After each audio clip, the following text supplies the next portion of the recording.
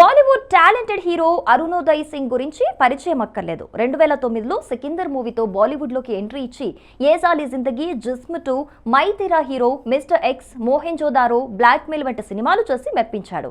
ఇక అఫ్రాన్ web series లో అతని నటనకు ప్రశంసలు దక్కాయి. త్వరలో శ్రీమాన్ సినిమాలో కనిపించనున్నాడు. ఇలా కెరీర్ విషయంలో దూసుకుపోతున్న అరుణోదయ్ తాజాగా తన భార్యకి విచిత్రమైన కారణంతో విడాకులిచ్చి వార్తల్లో నిలిచాడు. అది కూడా ఓ కుక్క కోసం. పూర్తి వివరాల్లోకి వెళ్తే, కెనడియన్ అమ్మాయి లీ ఎల్టర్ ను ప్రేమించి పెద్దల అంగీకారంతో 2016 డిసెంబర్ 13న గ్రాండ్ గా పెళ్లి చేసుకున్నాడు అరుణోదయ్. అరుణోదయ్కి కుక్కలంటే చాలా ఇష్టం.